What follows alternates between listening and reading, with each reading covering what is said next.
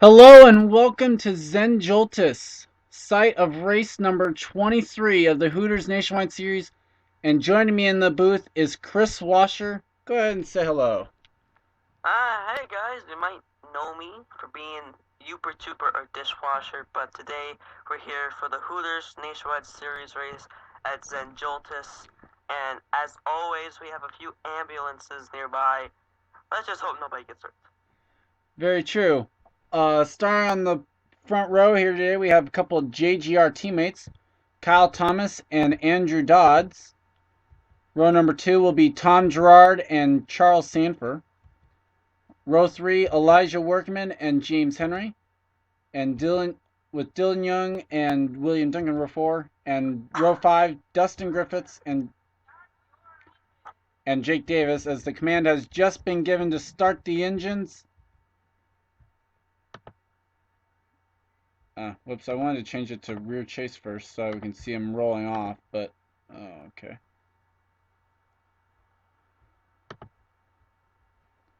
Make sure everyone gets rolling here.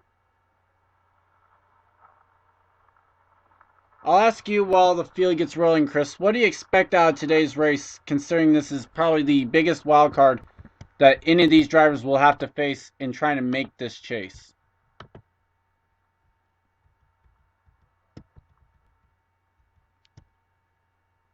Did it come out clear or was it laggy on what I said? It came clear. Okay. So what do you expect for today? Well, once again, we're here at Zen Joltis. We're going to see some 4 wide, 5 wide, maybe even some 6 wide racing at this track in New Mexico here. And as always, we always have that one big one. And I think 11 laps is enough time to do it, so we'll have to just wait and see. Yeah, we had a 100 subs race here on my channel earlier this year. Is that Zen Joltis? I think they wrecked around lap 6, is what I want to say. It's the only wreck that we had in that entire race. I don't remember if the winner of that race is actually in this field here today, but oh well. Let's see if there's any notables throughout the rest of the field here. Or at least, if nothing else, just let you see what scheme you are running this week. Jake Cole running his Indianapolis winning scheme this week, I see. That 14 back there, the bright yellow Dodge.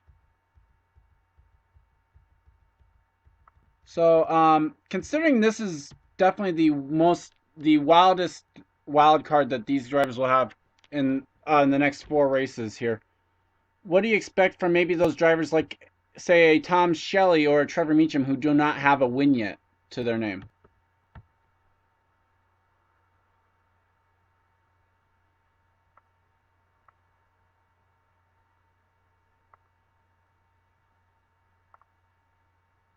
Kris, Yeah. I was asking you, considering this is possibly the biggest wild card these drivers will have to face in the next 4 races here, what do you expect maybe from those drivers like a Tom Shelley and a Trevor Meacham who have yet to record a win, knowing that 16 drivers already have recorded a win, and that they don't have one yet, as the field will get the green flag here momentarily. They already did. Well, yeah. So, how desperate? I guess actually, what I'm trying to ask is, how desperate do you think one of those drivers might be, who doesn't have a win yet to their name? Well, they could be desperate enough to wreck a person just to get up front, and we've seen that happen plenty of times, but the consequences will be more harmful at this track as in other tracks, as people could die. But as you see, looks like the front 2-3 cars going single file here. Yeah, William Duncan, And the first one to make a yeah, move, as he goes for second here. Not able to do anything as Tom Gerard and Kyle Thomas working together there. I guess you could almost kind of consider those guys teammates. A JGR KBM car.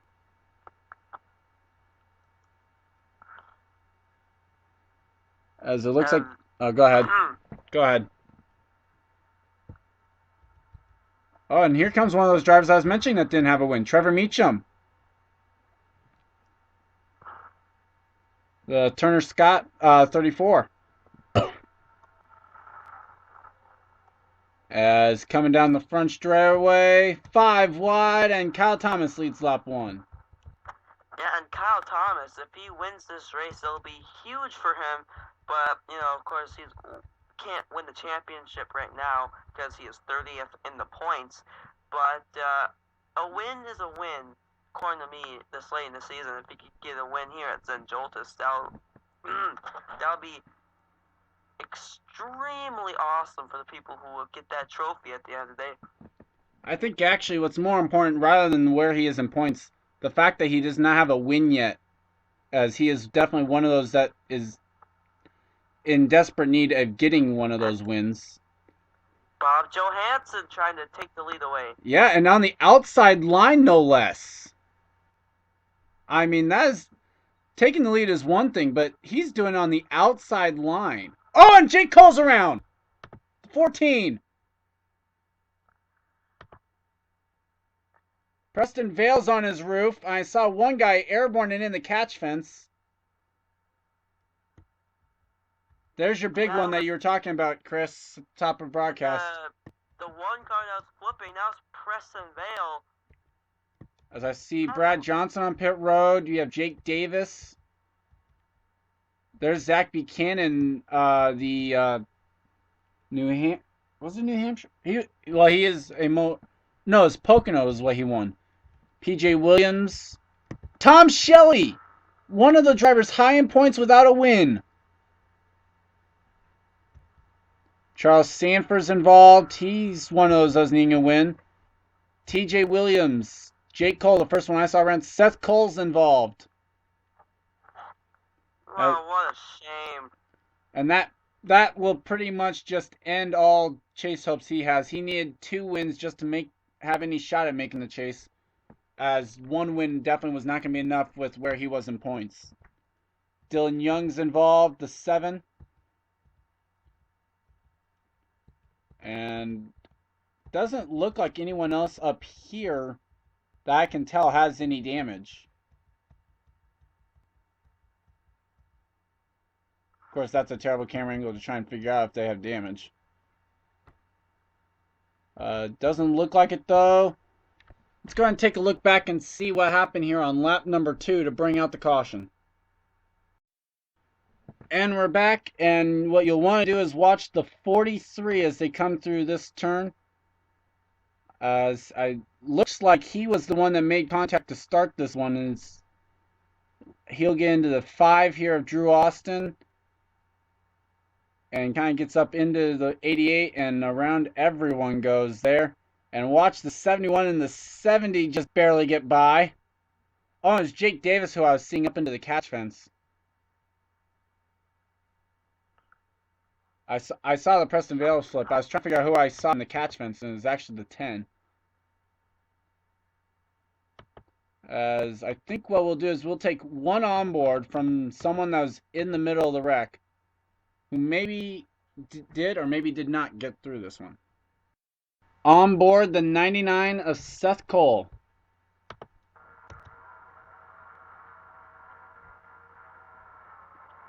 You see the wreck just happen in front of him. There's nothing he could have done there, just being on the outside line. And that's the unfortunate part about being out there, is just if something happens, there is nowhere to go. Wouldn't you agree, Chris? Well, if you get high enough, you can go up over the catch fence, but nobody wants that. As a driver, I always prefer the bottom line. That way, if there's a wreck, you can always go to the grass. The grass might go into your splitter a bit, but you could always clean that off, and you can always just get back in the race. Kind of like how with James Qualls and James Henry, with the line they were in, they were able to just barely avoid it because of where it happened.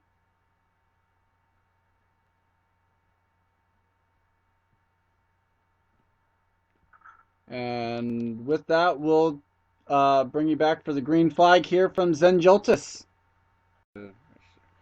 And we are back. Field has gotten the 1 to go marker. There will be 6 laps complete when we get the green flag.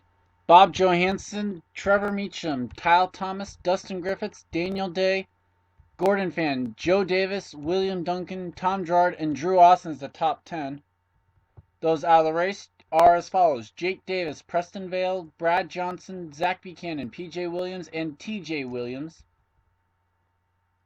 11th through 20th, Amy Shelley, Maria Kulaya, Kyle Sosnowski, Amanda Shelley, Warren Cherry, Jeffrey Buckeye, James Henry, Preston Plord, Jose Navarro, and Brian Patterson.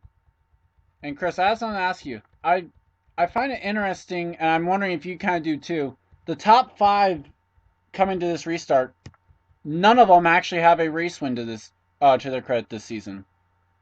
At least not here. I'm checking, make sure. Yeah, okay. The only one actually maybe was in doubt was 24. So yeah, none of these drivers have a nationwide win yet this season.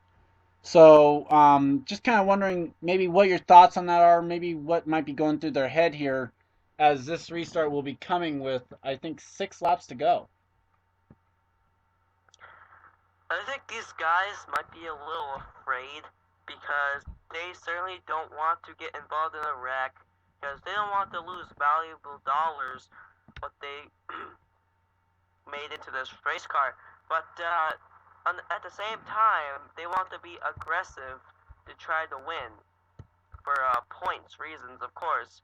But it's kind of like double standards. You want to win, you have to be aggressive, but you don't want to be aggressive. Well, and to go along those lines, also knowing, hey, if I want to make this chase, which would give the team even more dollars, I have to win, because that's the only way to make the chase is based on wins.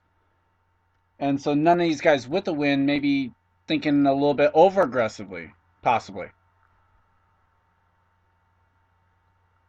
If you know I'm kind of going with on that. As looks like for some reason, wow, I'm shocked. The high liners seem to be working really well today.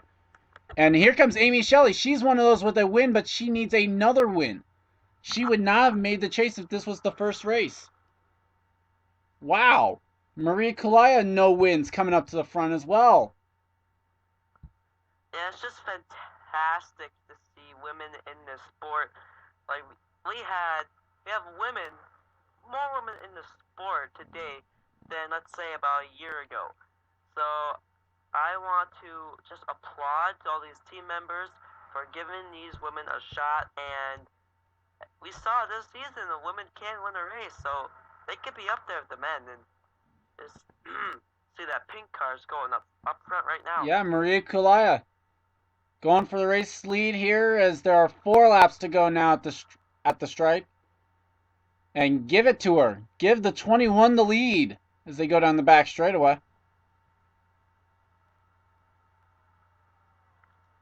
I don't see anyone really pushing the issue too much in the pack, it looks like.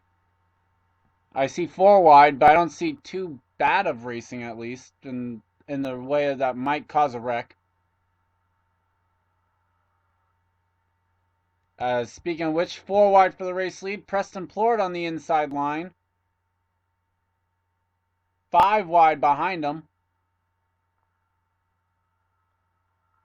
Yeah, and that's an excellent shot of the pack we had there a couple of seconds ago. But when they cross 3 laps to go, so we're going to see more ruckus in the pack, I should say. That's where people... How about that like, shot really of your pack right there? Hard and all that. That is a pretty good shot of the pack as well, as James Henry goes for the race lead. How about this as a flyby shot as they come down the front straightaway?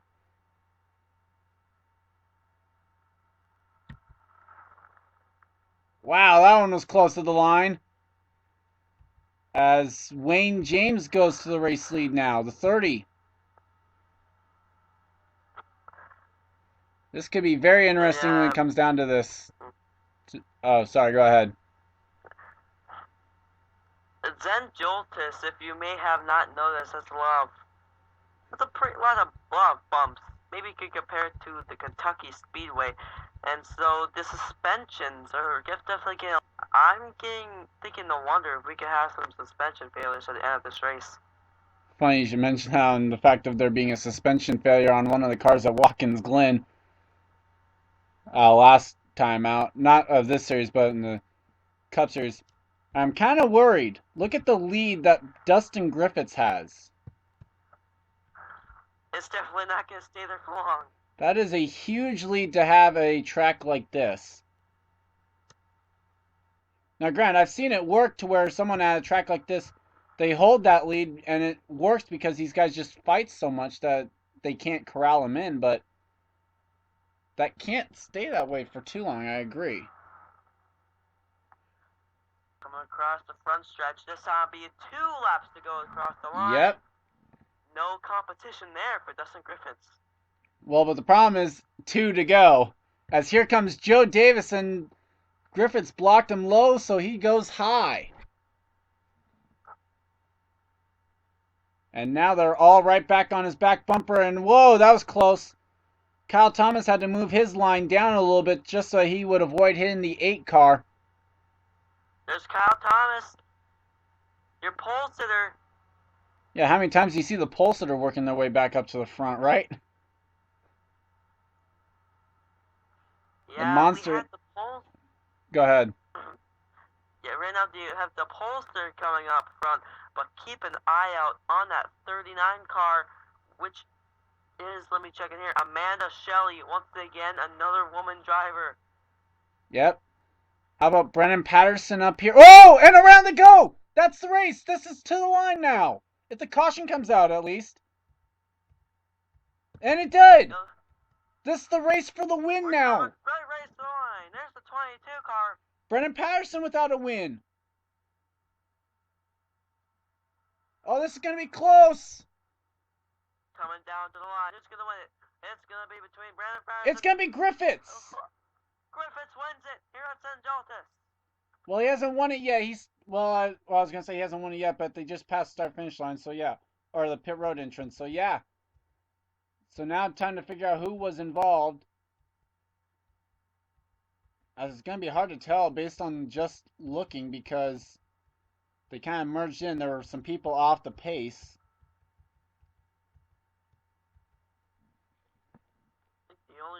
I think the only way that Dustin Griffiths could screw this race up if he pits on the last lap.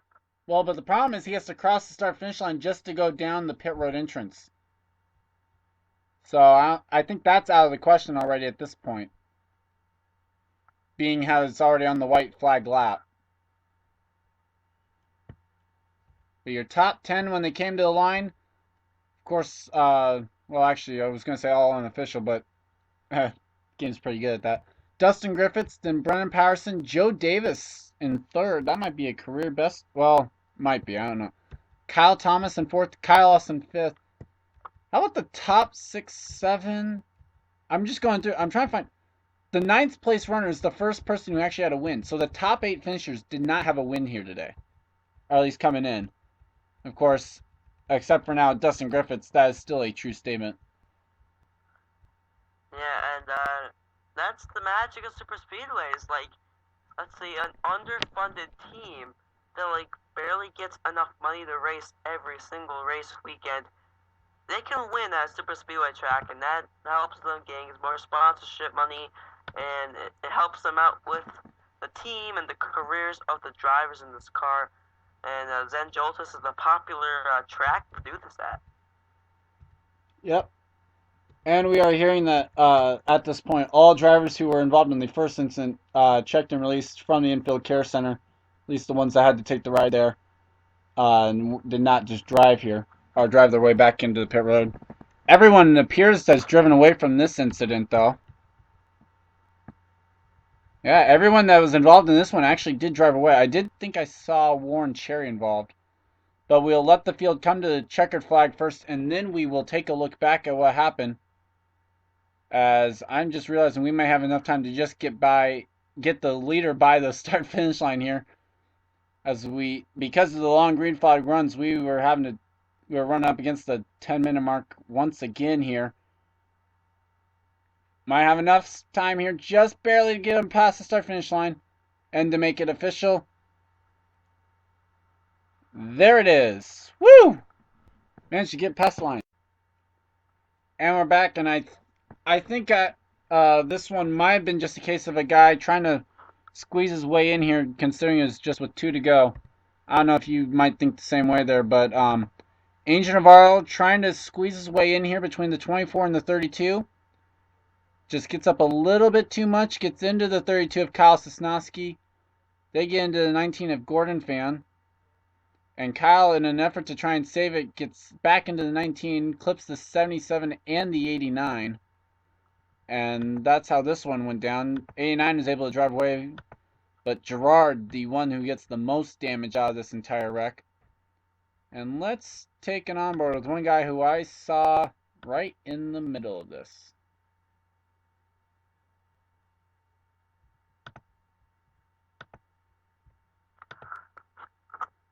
Onboard 4. You're on board with the dish. There's the wreck happening right below him. And not a very good rear camera shot, but you can at least still see what happened behind him.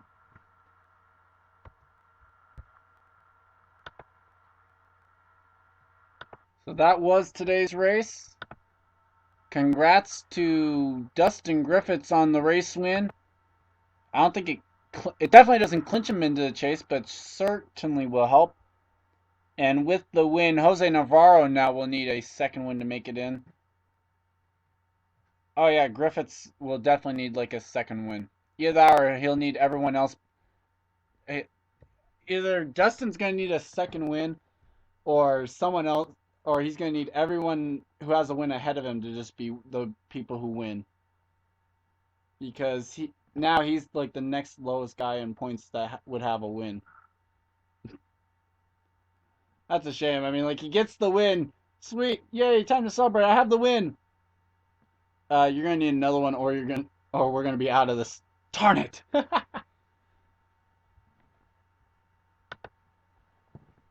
Let's see. Go to the rest of the top 10 here. Brendan Patterson, Joe Davis, Kyle Thomas, the Austins, Kyle and Drew in 5th and 6th. Amanda Shelley, Theo Stiegel, Amy Shelley, and James Qualls, your top 10. Looking through, Elijah Workman down in 16th. 36 guys finished. I'm actually kind of shocked about that. I was definitely expecting a lot less people to probably finish this one than the amount that we actually did. How about you, Kyle? Or Chris, I mean. Well, these aren't drivers from your local highways. These are actually good drivers, so, I'm not actually surprised by this. Well, I'm just meaning based on the fact of it, the super speedway, usually you'll see quite a few retirements, but oh well. Like I said, congrats to Dustin. Chris, would you like to go and give a little bit of an outro here, I guess? This has been a production of the INRL, and you're watching the Hooters Nationwide Series. Next up is your production of the INRL Vanilla Coke Cup Series. This has been Charles Sanford, Kris Wascher. See you at Zen Joltis. Dustin Griffiths coming down to celebrate what could have gotten him into the chase, possibly. And with this win, he is only a Cup Series win away from completing the clean sweep. Unfortunately, he's not in the Cup Series right now, so might have to hold off on that one.